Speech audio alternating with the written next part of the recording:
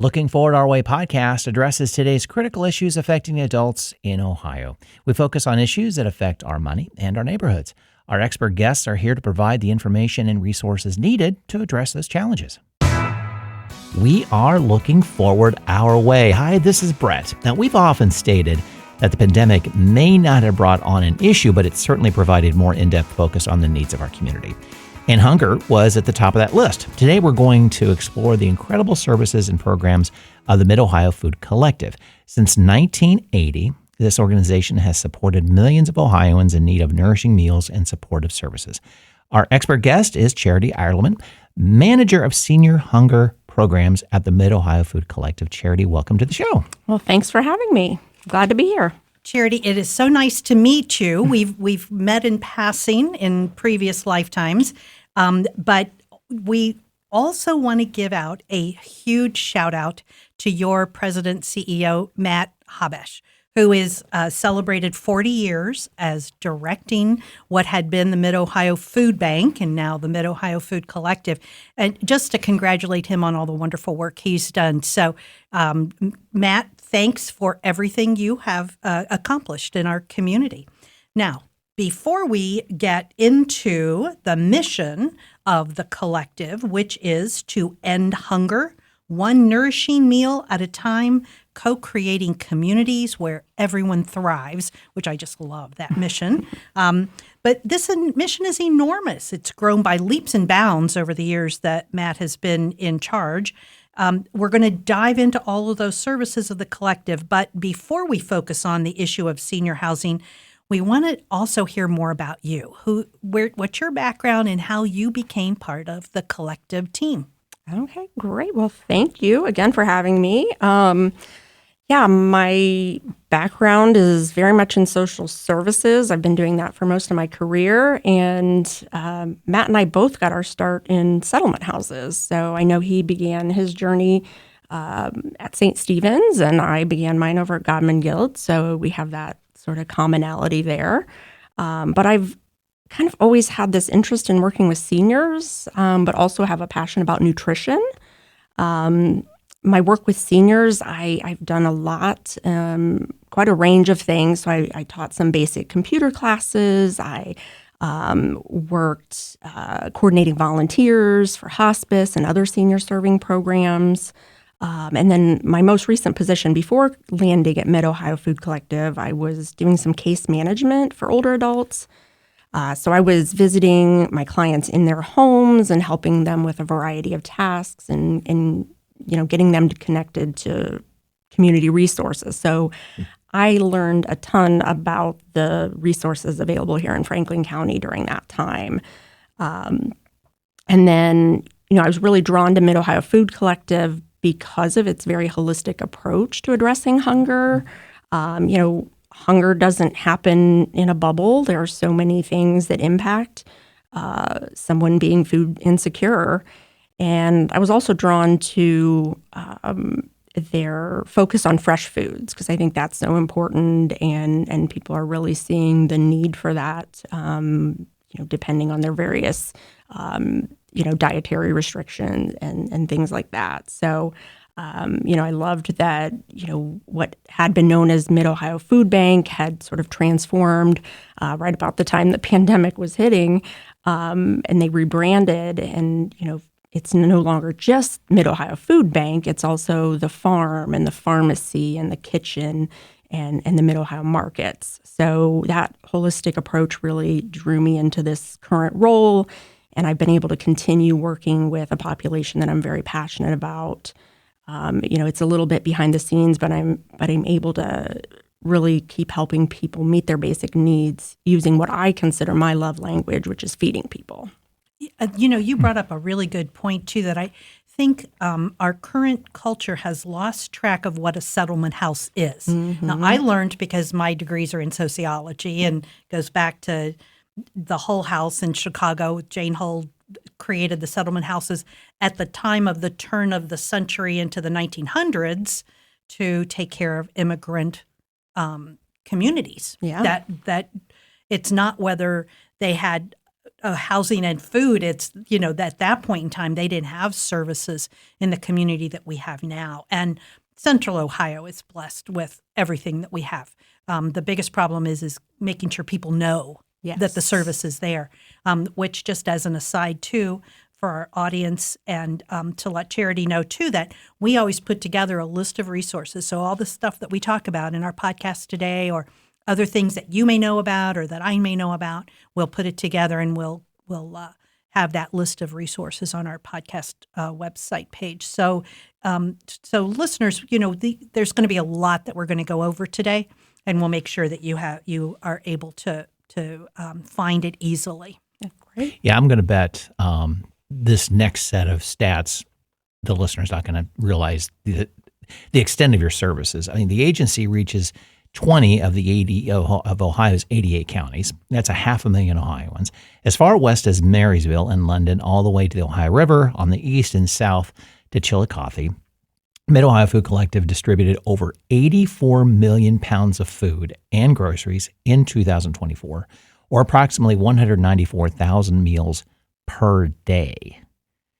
We talked about this before recording. Some numbers you just can't put your head around. You almost have to literally see, what is 194,000 meals in one place look like? But try to imagine that, 194,000 trays of food, let's put it that way, or lunch bags, or whatever it might be. I was going to say, lots of different places, lots of different methods to get it there, lots of different end results of how the food is distributed and packed and everything. So, can you give us more details on the services provided? Yeah, and I think, kind of reflecting back on when I first came to the Food Collective in 2022, I had been working in social services, so I certainly knew of the food bank and knew of pantries, but I didn't really ever think about what's the difference between a pantry and a food bank. So after being in this role, it was very quickly evident to me that, okay, the food bank itself, if you can imagine, is a big warehouse. Okay, so Mid-Ohio Food Collective has the food bank down in Grove City, massive building, tons of food, and then we're kind of the hub, and then we disperse food to over 630 partner agencies throughout those 20 counties that we serve. So we've got, big semi trucks going out every day to our partner agencies. And so, we have this extensive network of partner agencies that are overwhelmingly volunteer-led, that are the direct connect of food to our neighbors in need. So we're kind of the hub. Folks don't come directly to us for food, but they go to our partner agencies to access a variety of services, whether that's, pantries, produce markets, community meals, residential mobile markets. We have senior meal programs, backpack programs, and they're all working together at ending hunger in their communities. Not only are these programs providing groceries or a warm meal, but also vital information and resources that households need, as well as a welcoming environment. So we're all working together for the same goal. I can imagine the advances in the internet in just the last 20 years have made the job, I don't want to call it easier, but maybe more efficient. Mm-hmm. Yeah. your agencies can talk to you more efficiently now. Yeah. Technology has changed the world, hasn't it? Right. Yeah. Well, and just keeping track, because a lot of those programs are based on federal guidelines and all of that information. So you don't want to not serve an individual, but you need to have a whole lot of information, and there are programs out there that the collective can use to keep track of who's getting what, making sure they are getting all of the services they're eligible for. Mm-hmm. Right. And especially, we're going to talk about our seniors. How many seniors don't realize they're eligible? Yes. So, yes. Yeah. So as we said when we started our conversation, that Central Ohio has a lot of wonderful nonprofits. And when I was directing a nonprofit, what I really enjoyed was working with the other agencies, realizing how much more we could get done when we work together, as opposed to people think that we are in competition with each other because we're in competition for funding. But there's so much need out there. Everybody could be completely funded and still folks would need more. And you just mentioned that you have 630 different partner agencies you're working with. One of the things I noticed on your website is that you're not only just working with those for services, but that you provide services to your partner agency. Tell us a little bit about those collaborative efforts and what you're doing also to support those other agencies. Yeah, that's a great question. I'm a big believer in collaboration. We get so much more accomplished when we're working together. So, Mid-Ohio Food Collective has a deep connect with each of our partners, and we work to provide the appropriate training, capacity building, and guidance to support their tremendous efforts. And we value those partnerships greatly. Our role is to source and provide safe, healthy food to our network, and their role is really to bring it directly to the individuals and families that are in need. So we depend on each other to carry out our respective roles, and we're so grateful for the strength and compassion of our partner network. So we do offer different trainings for our partners. Some of them are related, more to the compliance aspect of some of the government programs. Some of them are more overarching in, sometimes we're providing social work CEUs. So there's a wide range of supports that we offer to our partners. I can remember looking through the list of training programs, and it's food safety. Mm-hmm. And all when you think food safety in your own home, in your own refrigerator, now make that times 100,000 people, 100,000 meals, and there are a lot of issues. I can remember visiting the food bank one time, and they were in the midst of upgrading refrigeration services, refrigeration units. Mm-hmm. Who would have thought? I mean, that is talk about changes in technology, changes in food banks. Mm-hmm. Yeah. The collective has greatly increased the types of programs it supports. We kind of alluded to that. I mean, the food bank system itself, we've heard about, as well as the farms and the community gardens. But there's also, quote unquote, pharmacies. That's spelled with an F, pharmacies, the listener, because you're not reading along with what we're reading. Also kitchens and markets. Can you talk, you mentioned this earlier. I mean, how do these programs support food stability?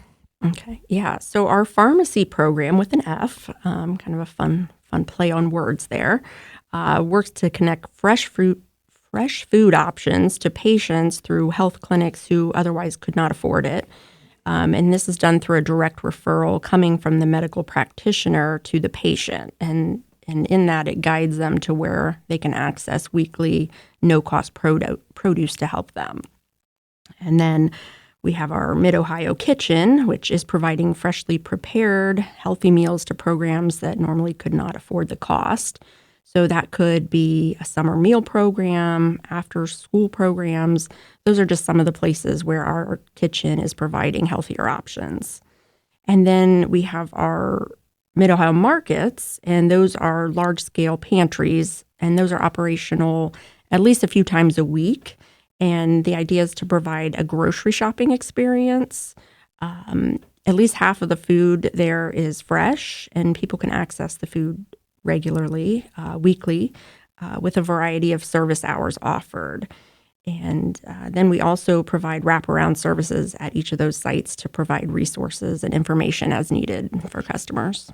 One of the changes has really been, as opposed to the early food banks basically packing a bag of groceries and everybody got the same thing, to now where an individual can go to a market that looks like a grocery store and they can choose what their family most likes to eat, but still have that opportunity to have the fresh food as well as shelf food. Yeah.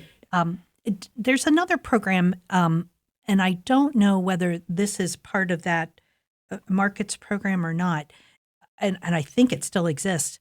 It's the summer food voucher that individual, and it's for older adults, where they can get a voucher for fresh food from farmers markets. Yes, I'm familiar with that program. That's something the Department of Agriculture does it through the Department of Aging. Yes, I believe you're correct. And that's a program that is operated through Life Care Alliance. And so I believe that has shifted a little bit. It used to be, like you said, a pre-packed box of produce directly from the farmers.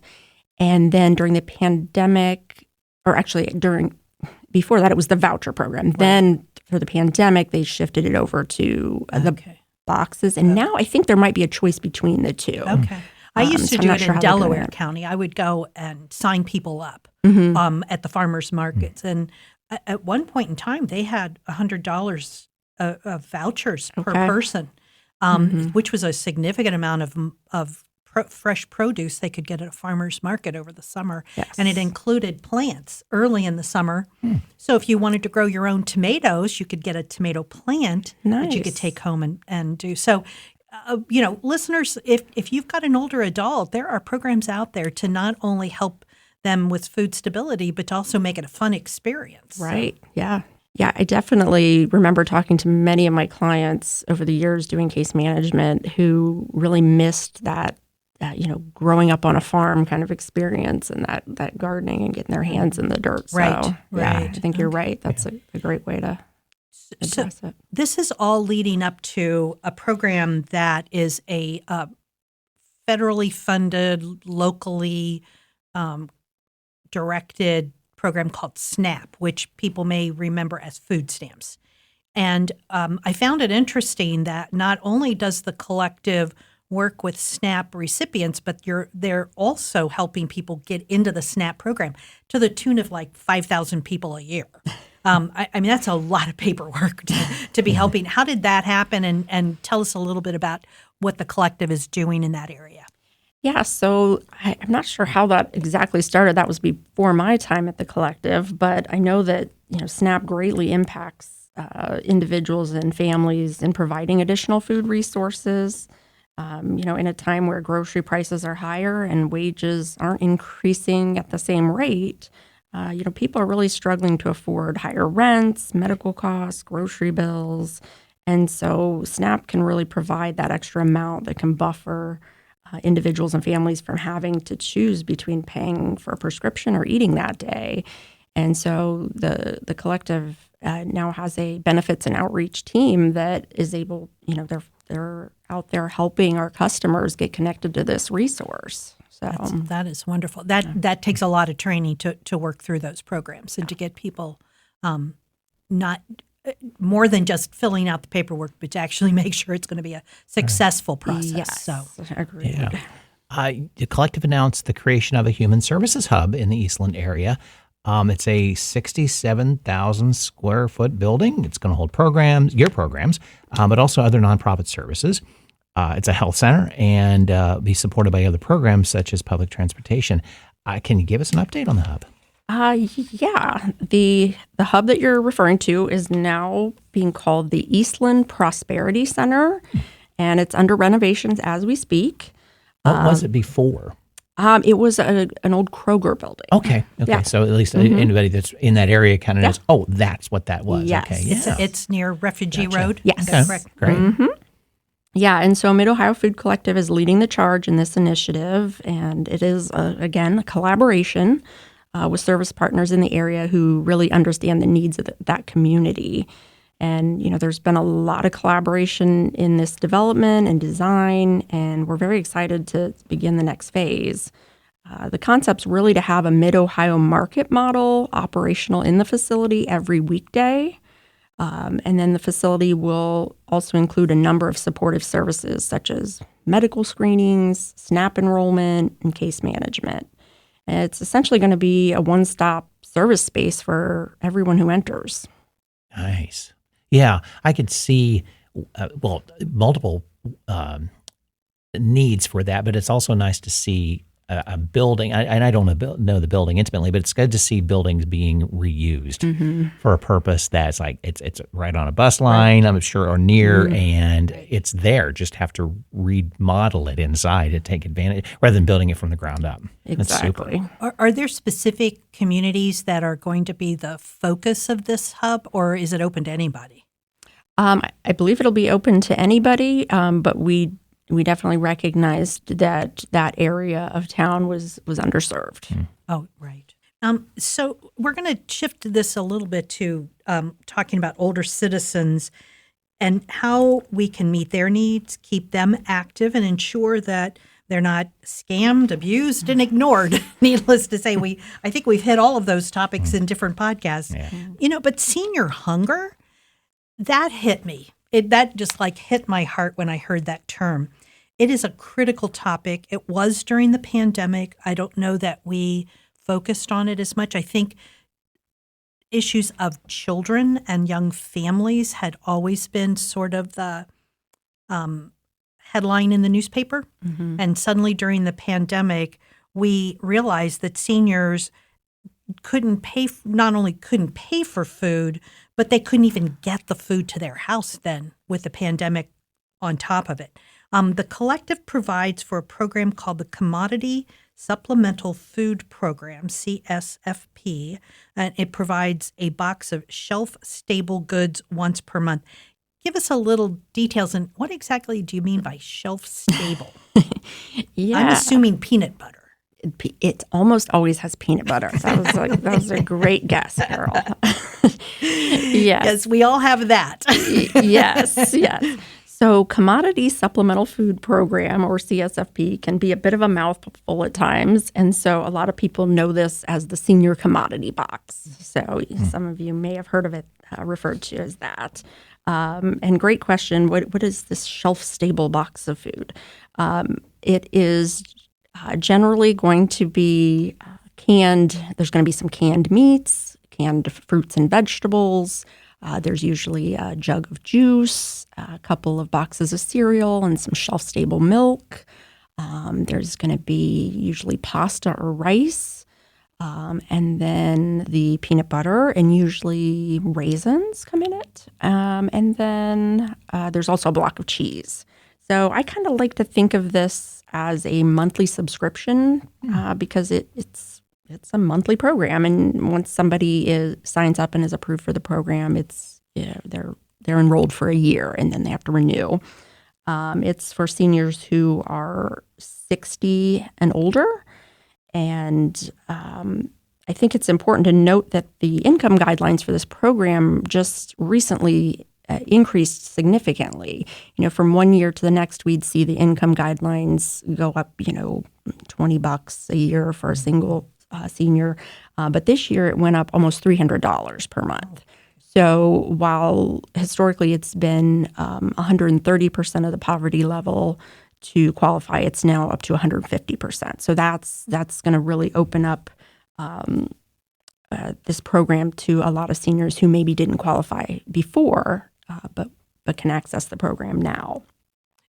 Now, in terms of what we saw during the pandemic, I think we certainly saw the isolation of seniors it being highlighted at that time, definitely, and as well as their willingness to leave home for many things, including, picking up groceries. And so during the pandemic, it was hard for a lot of our senior customers to access this program because what we were doing in most cases was sending out these boxes to community partners. So a senior might have to go out to the community center or a senior center to pick that box up every month.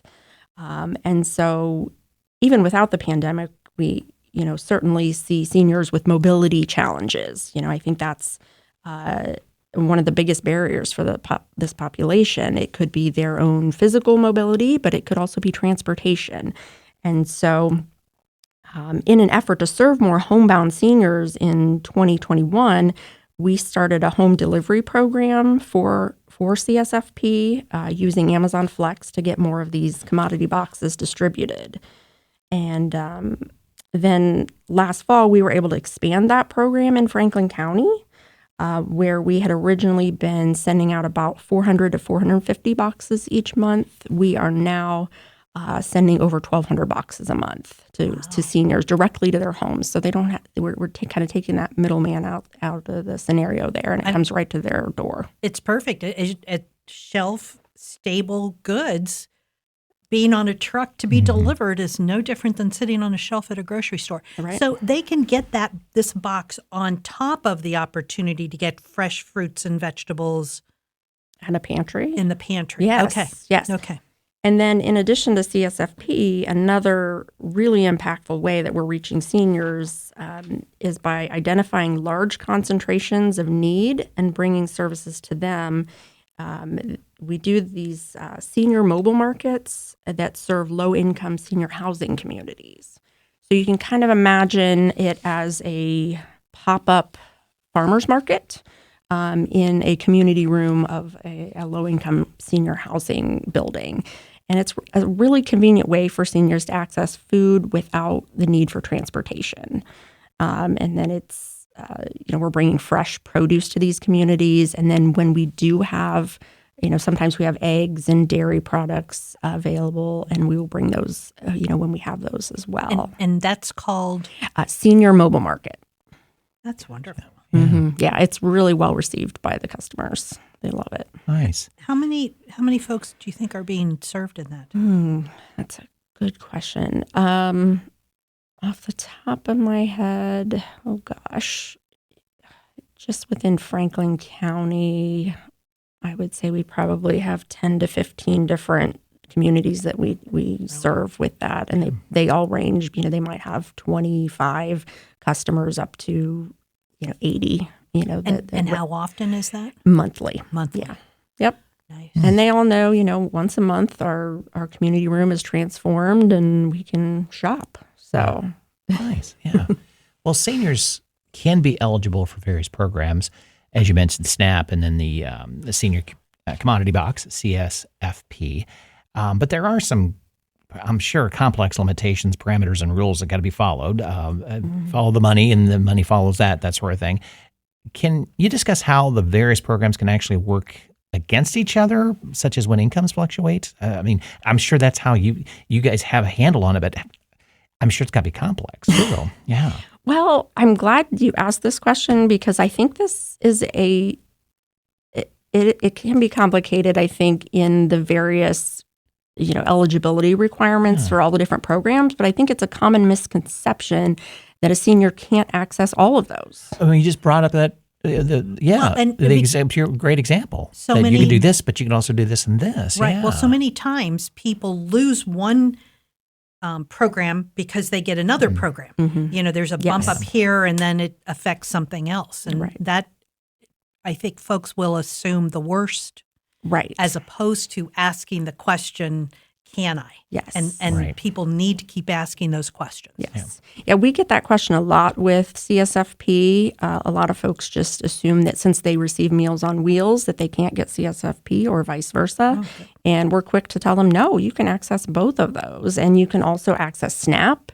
You can also access the Senior Farmers Market Nutrition Program that you referred to earlier, Carol. Those can all be tapped into. And, certainly they all have different income guidelines and different requirements. So it's just, you have to be mindful of those. But some people might qualify for every single one of those programs. And while they might not be able to use all of them, they can kind of piecemeal together a plan that works for them. So, it's a great way to extend that grocery budget in a time when we're seeing that continued increase in food costs. And then, certainly there's all of those programs, but they can also shop at pantries. And, we know that many seniors have limited incomes that can easily be eaten up by rent, utilities, medical bills, and it just doesn't leave a lot, to put food on the table at the end of the day. So I also see the benefit, having this wide variety of programs can really help seniors find resources that match their dietary needs as well. Right. Mm-hmm. Well, and I think one of the things that we've talked about in many of our podcasts with senior needs is that seniors are often taking care of other family members. They themselves may be 60 or 65, but they could be taking care of a parent in their 80s and 90s or grandchildren. And that there's just a lot of people around the table that need to be fed. Mm-hmm. Yeah. When an individual is in need of food, what are the first steps that you suggest they should take to get on that positive path to food stability? Yeah, good question. So if a senior over the age of 60 is specifically interested in the commodity box, Mid-Ohio Food Collective now has a CSFP customer service line. So if they're specifically interested in that program, I would recommend that they give us a call if they're living in our service area. And that phone number is 614-317-9443. And then for really individuals of all ages, freshtrack.com is a great place to find resources with, you can do a quick search with a zip code. And Fresh Track is spelled fresh, Fresh, and then track is, we like to misspell track, TRAK.com. But you can put a zip code in there and it'll pull up resources that are happening today. And if you scroll down, it'll show what's happening tomorrow. Is that available for across the country? So that is, it is a Feeding America program. Not all food banks use it, but we do at Mid-Ohio. So anybody living in our 20-county service area could use that. And then if somebody's living out of Mid-Ohio Food Collective service area, I just encourage them to reach out to their local food bank or pantry to see what resources are available. Usually nonprofit organizations, the information on them is available through something like the United Way or the 211 program. Food pantries would be considered under that too, I would assume. Yeah, you can find some information, I think, through 211. Actually, some of the pantries do require a reservation, and those usually go through 211. And all of that information can be found on freshtrack.com. Okay. And again, listeners, we're going to have all of this on our resources sheet. So we would love to have you come back and listen to the whole podcast again, but you don't necessarily have to. Right, exactly, yeah. One topic we haven't covered is the incredible team of volunteers that support the Mid-Ohio Food Collective. It's a group of 17,000 dedicated individuals. They provided over 104,700 hours of service. That translates into $3.2 million of savings. What are you looking for in a volunteer? And if a listener is interested, how do they sign up? Mid-Ohio Food Collective is always in need of volunteers as well as donors who are dedicated to our mission to end hunger, one nourishing meal at a time, while co-creating communities where everyone thrives. So if you're dedicated to that mission, we're always looking for volunteers and donors. Volunteers with a varying skill set, are welcome, to join us. In our programming for seniors, we recently added some volunteer positions to assist with data entry or even with the logistics of our CSFP delivery program. So we have some volunteers who are regularly coming in and helping us, get kind of direct the Amazon Flex drivers to picking up those boxes and giving them instructions on how to get those to our seniors' doors. At the collective, we certainly have volunteers who are coming into the food pantry to volunteer, who may organize food drives, at work or church. We have some volunteers coming into our Mid-Ohio markets or even the kitchens or farms. And then, certainly have donors that make a financial contribution to support our mission as well. So, if you're interested in doing any of those things, please visit MOFC, which just stands for Mid-Ohio Food Collective. So that's MOFC.org. And if you click on Get Involved, that's your best way to find out more about each of those opportunities. I'm glad you talked about donors, too. I've been a longtime supporter of the Mid-Ohio Food Collective. And for many folks, you may not be able to get out and volunteer for whatever the reason. Other commitments, mobility issues yourself. If you're looking at supporting an organization in our community, every penny counts. And one of the things that you gave me some updated information about money and about information about the collective. For every dollar that's donated, it equals 2.5 meals of food distributed to their customers. And every dollar donated is equivalent to $4.56 in groceries. Your dollars count, and they can be stretched to the absolute limit.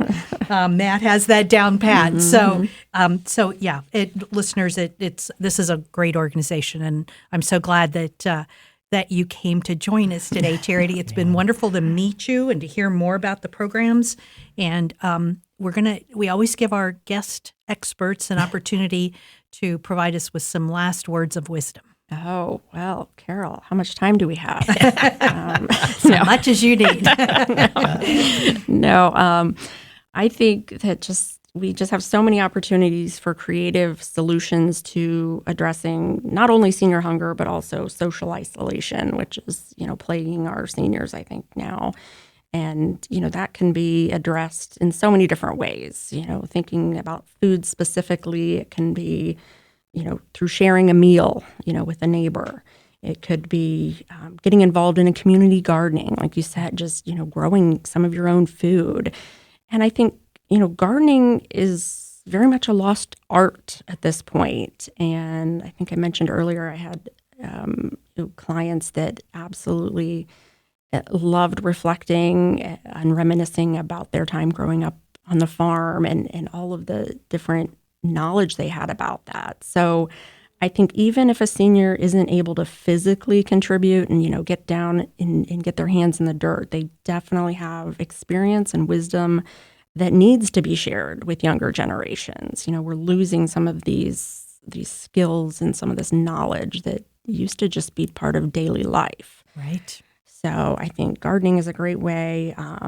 I could really see some cooking groups forming at some senior communities, these same community rooms that, turn into a farmer's market once a month could really also be a hub for community meals and cooking together and, getting to know your neighbors better and then also sharing a meal.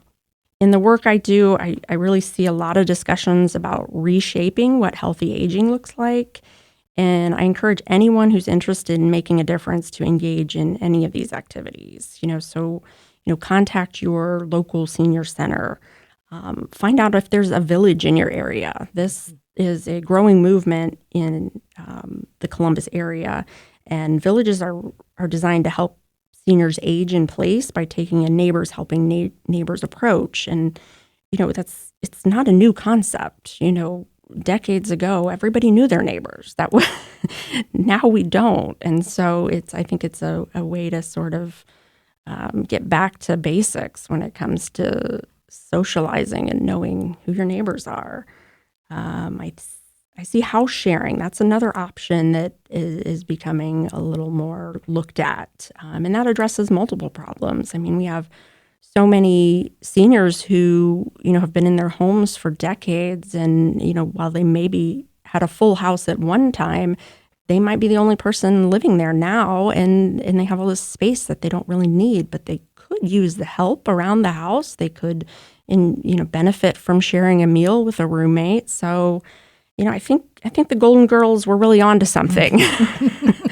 Absolutely. That's my ideal. Yeah. Yeah. So I just, I'm really excited to see what aging in place looks like over the next 20 to 30 years. Wonderful. Thank you so much. Yes. Many thanks to our expert guest, Charity Eilerman, manager of senior hunger programs at the Mid-Ohio Food Collective, for joining us. Listeners, thank you for joining us as well. You're going to find contact information and the resources we discussed in this episode in our show notes and on our website at lookingforwardourway.com. And we are looking forward to hearing your feedback on this or any of our other podcast episodes. The views and opinions expressed by the experts interviewed on this podcast are their own and don't necessarily reflect the views of the podcast hosts or any affiliated organizations. The information provided in these interviews is for general informational purposes only and should not be considered as professional advice. Listeners are encouraged to consult with qualified professionals for specific advice or information related to their individual circumstances. The podcast host and producers don't endorse or guarantee the accuracy, completeness, or reliability of any information provided by the experts interviewed. Listener discretion is advised.